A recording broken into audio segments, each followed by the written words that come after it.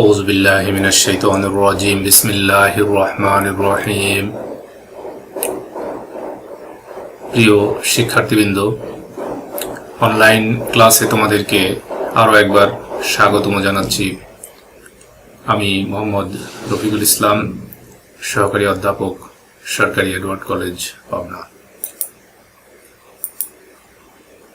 আজকেও আমি তোমাদের সামনে একাদশ ও দ্বাদশ শ্রেণীর ইসলাম শিক্ষা প্রথম পত্রের ৪র্থ অধ্যায় অর্থাৎ ইসলাম ও সমাজ জীবন এই বিষয়টি নিয়ে তোমাদের সাথে আলোচনা করব ইনশাআল্লাহ। আশা করছি তোমরা আমার সাথেই থাকবে। তো আমরা প্রথমেই জেনে নেই এই অধ্যায়ের মধ্যে যে সমস্ত বিষয়গুলো নিয়ে আলোচিত হয়েছে সে বিষয়গুলো আমরা একবার দেখে নেই।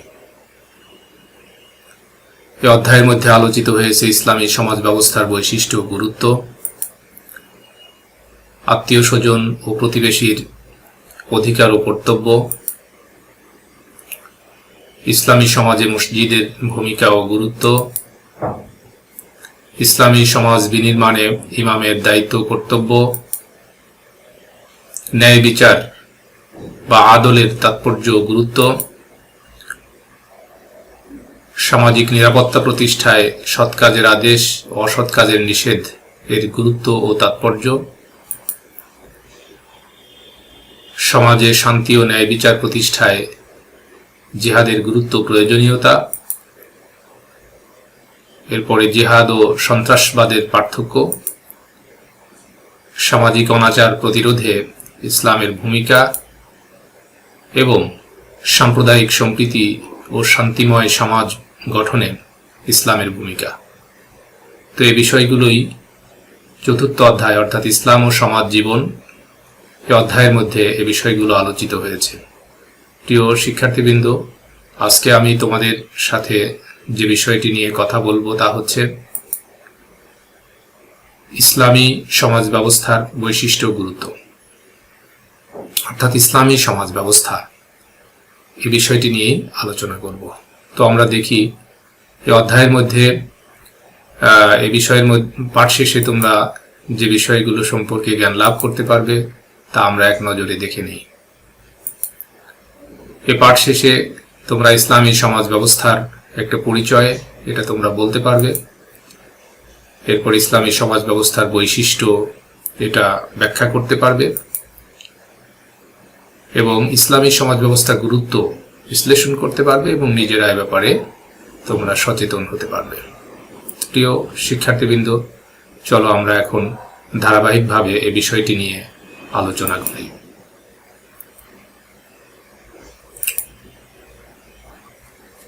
চতুর্থ অধ্যায় ইসলাম ও সমাজ জীবন। এখানে দুইটা শব্দ, ইসলাম এবং সমাজ জীবন, ইসলাম অ্যান্ড সোশ্যাল লাইফ। আমরা জানি যে মানুষ জন্মগতভাবেই সামাজিক জীব। মানুষ একাকী বসবাস করতে পারে না। মানুষ একে অপরের সাথে মিলেমিশে সমাজবদ্ধভাবে বসবাস করে থাকে।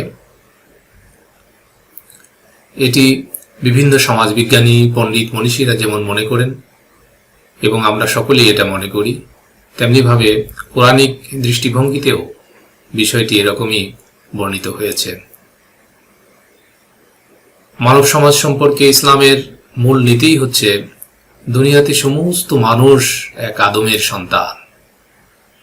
সমস্ত মানুষই এক আদমের সন্তান। এ সম্পর্কে পবিত্র কোরআনে আল্লাহ তাআলা আমাদেরকে স্মরণ করিয়ে দিচ্ছেন এইভাবে। সূরা আল হুজরাতের 13 নম্বর আয়াতে আল্লাহ তাআলা বলেন, ইয়া আইয়ুহান নাস ইন্না খালাকনাকুম মিন যাকারিন ওয়া উনসা ওয়া জাআলনাকুম শুউবান ওয়া কাবাইলা লিতাআরাফু ইন্না আকরামাকুম ইনদাল্লাহি আতকাকুম ইন্নাল্লাহা আলীমুন খবীর। হে মানব মণ্ডলী, নিশ্চয় আমি তোমাদেরকে একজন পুরুষ ও একজন নারী থেকে সৃষ্টি করেছি। ওয়া জাআলনাকুম শুউবান ওয়া কাবাইলা, এবং আমি তোমাদেরকে বিভিন্ন গোত্র এবং কবিলায় বিভক্ত করে দিয়েছি যাতে করে তোমরা পরস্পর পরিচিত হতে পারো। নিশ্চয়ই তোমাদের মধ্যে আল্লাহর নিকটে সবচেয়ে সম্মানিত ব্যক্তি হচ্ছে সেই যে তোমাদের মধ্যে সবচেয়ে বেশি আল্লাহকে ভয় করে থাকে। নিশ্চয়ই আল্লাহ তাআলা সবকিছু সম্পর্কে অধিক জানেন এবং সবকিছু সম্পর্কে তিনি সবচেয়ে বেশি খবর রাখেন। প্রিয় শিক্ষার্থীবৃন্দ, পবিত্র কোরআনের এই আয়াতের মাধ্যমে আমরা এই কথা জানতে পারি যে মানব সমাজ জন্মগতভাবেই একই আদমের সন্তান। আদম আলাইহিস সালাম ও হাওয়া আলাইহিস সালাম থেকেই মানব জাতির সূচনা হয়েছে এবং তারপর থেকেই মানুষ গোত্রবদ্ধভাবে, দলবদ্ধভাবে মিলেমিশে বসবাস করছে। এরপরে সকল মানুষ সমানভাবে পরস্পর ভাই ভাই। জাতি, অঞ্চল, বর্ণ, ভাষা, সংস্কৃতির বিভিন্নতার কারণে মানব সমাজকে ইসলাম বিভক্ত করে না, বরং ধর্মের ভিত্তিতে মানুষ দুটো সমাজে বিভক্ত হয়ে পড়েছে।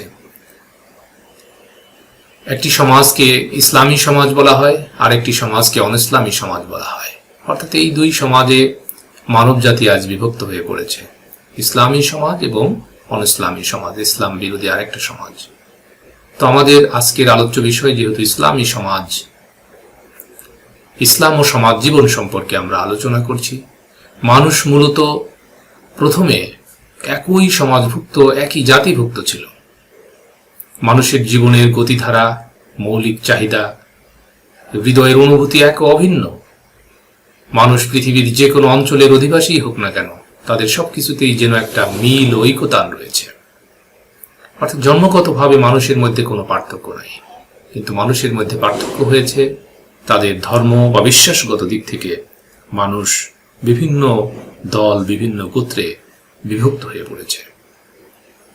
তাই পৃথিবীর সকল মানুষই ছিল একটি সমাজভুক্ত, কিন্তু তারা নানা জাগতিক মোহে এবং শয়তানের প্ররোচনায় নিজেদেরকে আলাদা আলাদা সম্প্রদায় ও সমাজে বিভক্ত করে গড়ে তোলার চেষ্টা করেছে নিজ নিজ সমাজ ব্যবস্থা। অর্থাৎ মানুষ তাদের বিশ্বাসের কারণে, শয়তানের প্রলোভনে তারা বিভিন্ন জাতিতে, বিভিন্ন গোত্রে, বিভিন্ন মানুষ পরস্পর বিরোধী এবং শত্রুভাবাপন্ন সমাজ ব্যবস্থায় তারা অভ্যস্ত হয়ে পড়েছে। প্রিয় শিক্ষার্থীবৃন্দ, চলো আমরা এখন দেখি যে ইসলামী সমাজ ব্যবস্থার একটা পরিচয় আমরা এখন দেওয়ার চেষ্টা করি। Introduction to Islamic social system, ইসলামী সমাজ ব্যবস্থার পরিচয়। আসলে সমাজ ব্যবস্থা হচ্ছে কোনো বিশেষ রীতিনীতি, আইন কানুন এবং একটা অবকাঠামো, যে অবকাঠামো, যে রীতিনীতি, আইন দ্বারা একটি সমাজ পরিচালিত হবে এবং নিয়ন্ত্রিত হবে। ইসলামের রীতিনীতি, আইন কাঠামো, বিধিবিধান দ্বারা যে সমাজ পরিচালিত, নিয়ন্ত্রিত হয়, সেটাই হচ্ছে ইসলামী সমাজ ব্যবস্থা। অর্থাৎ ইসলামী রীতিনীতি, আইন কাঠামো, বিধিবিধান দ্বারা যে সমাজ পরিচালিত হবে, সেটাই হবে ইসলামী সমাজ ব্যবস্থা। আমরা অন্যভাবে বলতে পারি যে সমাজের প্রতিটি মানুষের অধিকার, চাহিদা, দায় দায়িত্ব ইসলামী অনুশাসন দ্বারা নির্ধারিত হয়, সেটাই হচ্ছে ইসলামী সমাজ ব্যবস্থা। তো ইসলামী সমাজে মানুষের সকল কর্মকাণ্ড শুধুমাত্র আল্লাহর বিধান মোতাবেক চলে। ইসলামী সমাজের প্রত্যেক সদস্যের ঘোষণা হচ্ছে এরকম, যেটা আল্লাহ তাআলা আমাদের প্রিয় নবী সাল্লাল্লাহু আলাইহি ওয়াসাল্লামকে উদ্দেশ্য করে বলেছেন, কুল ইন্না সলাতি ওয়া নুসুকি ওয়া মাহইয়ায়া ওয়া মামাতি লিল্লাহি রাব্বিল আলামিন। সূরা নামের 162 নম্বর আয়াত। এখানে আল্লাহ তাআলা সকল মানব জাতির কর্মকাণ্ড যে একমাত্র আল্লাহর বিধান মোতাবেক পরিচালিত হবে ব্যাপারে নির্দেশনা দিয়েছেন যে, হে রাসূল, আপনি বলুন, নিশ্চয়ই আমার নামাজ, আমার কুরবানি, আমার জীবন, আমার মৃত্যু সবকিছু আল্লাহ রাব্বুল আলামিনের জন্য। অর্থাৎ আমার সমস্ত কর্মকাণ্ড, আমার সমস্ত অ্যাক্টিভিটি, আমার সমগ্র কার্যক্রমই পরিচালিত হবে একমাত্র আল্লাহর সন্তুষ্টির জন্য। যেহেতু আল্লাহ তাআলাই আমার স্রষ্টা, আল্লাহ তাআলাই আমাকে সৃষ্টি করেছেন, এই জন্য এটাই হবে ইসলামী সমাজের সকল সকল নাগরিকের, সকল মানুষের কর্মকাণ্ডের মূল ঘোষণা। প্রিয় শিক্ষার্থীবৃন্দ, এ ব্যাপারে আমাদের প্রিয় নবী সাল্লাল্লাহু আলাইহি ওয়াসাল্লাম ইসলামী সমাজের উদ্দেশ্য সম্পর্কে আমাদেরকে স্মরণ করিয়ে দিচ্ছেন এভাবে যে মান আহাব্বা লিল্লাহি ওয়া বাগাদা লিল্লাহি ওয়া আতা লিল্লাহি ওয়া মানাআ লিল্লাহি ফাকাদ ইসতাকমালাল ঈমান। আবু দাউদ শরীফে একটা হাদিসে এসেছে, যেটা আমাদের প্রিয় নবী সাল্লাল্লাহু আলাইহি ওয়াসাল্লাম বলছেন যে মান আহাব্বা লিল্লাহ, যে ব্যক্তি কাউকে ভালোবাসবে একমাত্র আল্লাহর সন্তুষ্টির জন্য, কারোর সাথে শত্রুতা করবে সেটাও আল্লাহর সন্তুষ্টির জন্য, কাউকে কিছু দান করবে সেটাও আল্লাহর সন্তুষ্টির জন্য, কাউকে দান করা থেকে বিরত থাকবে বা নিষেধ করবে সেটাও আল্লাহর সন্তুষ্টির জন্য, তাহলে সেই জন্য তার ঈমানকে পরিপূর্ণ করল। অর্থাৎ তার জীবনের সমগ্র কার্যক্রমই পরিচালিত হবে আল্লাহর সন্তুষ্টির জন্য।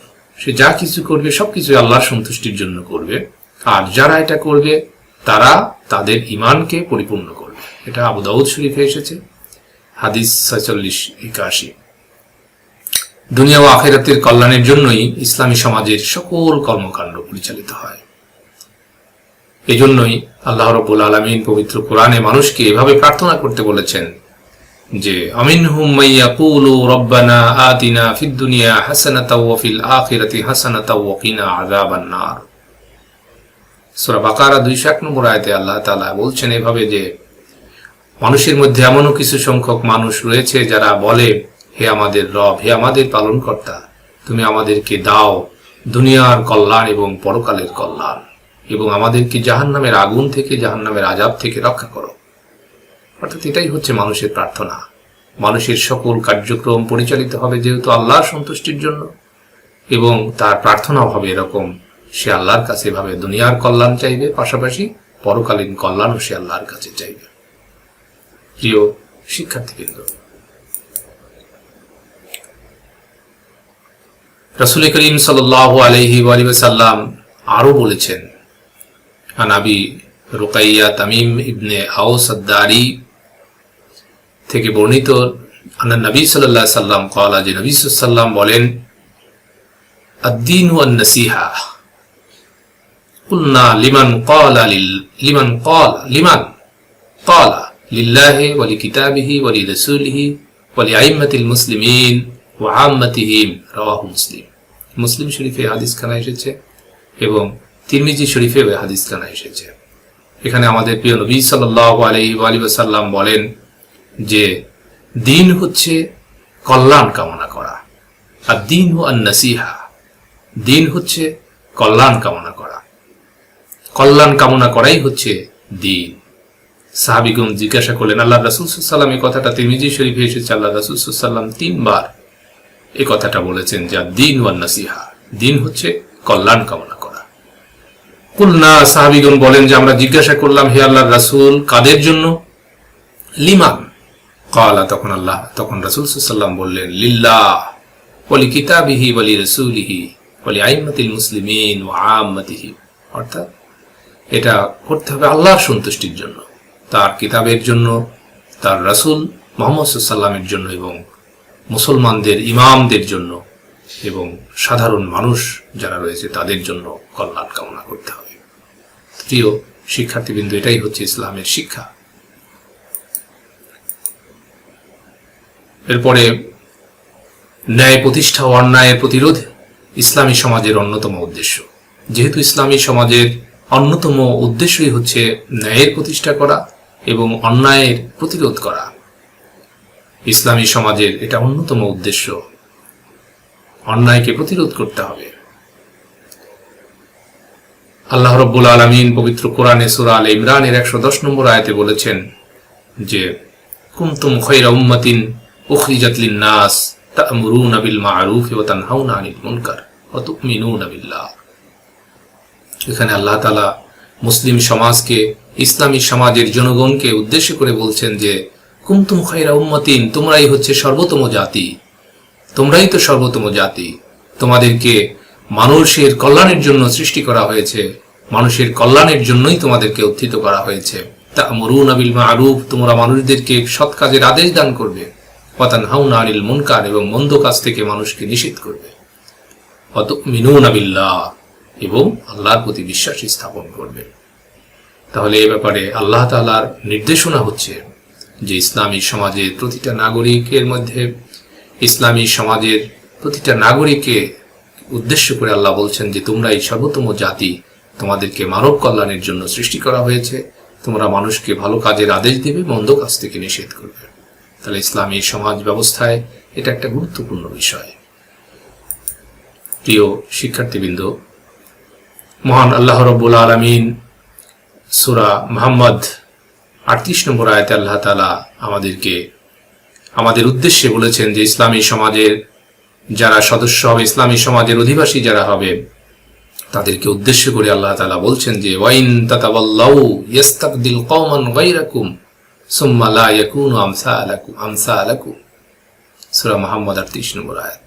এখানে আল্লাহ তাআলা আমাদেরকে সাবধান করে দিচ্ছেন যে হে মুসলিম সমাজের অধিবাসীগণ, তোমরা যদি মুখ ফিরিয়ে নাও, তোমরা যদি আল্লাহর বিধান থেকে, আল্লাহর নির্দেশ পালন থেকে যদি তোমরা মুখ ফিরিয়ে নাও, তাহলে আল্লাহ তাআলা তোমাদের পরিবর্তে অন্য জাতিকে প্রতিষ্ঠিত করবেন। এরপর তারা তোমাদের মতো হবে না, এমন জাতিকে প্রতিষ্ঠিত করবেন যারা তোমাদের মতো হবে না। এটা আমরা যদি ইসলামের অনুশাসন থেকে, আল্লাহর নির্দেশ থেকে, নবী সাল্লাল্লাহু আলাইহি ওয়াসাল্লামের আদর্শ থেকে যদি বিচ্যুত হই, তাহলে আল্লাহ তাআলা আমাদেরকে হটায় দিয়ে অন্য একটা জাতিকে প্রতিষ্ঠিত করবেন। এটা আল্লাহ তাআলা আমাদেরকে সাবধান করে দিচ্ছেন।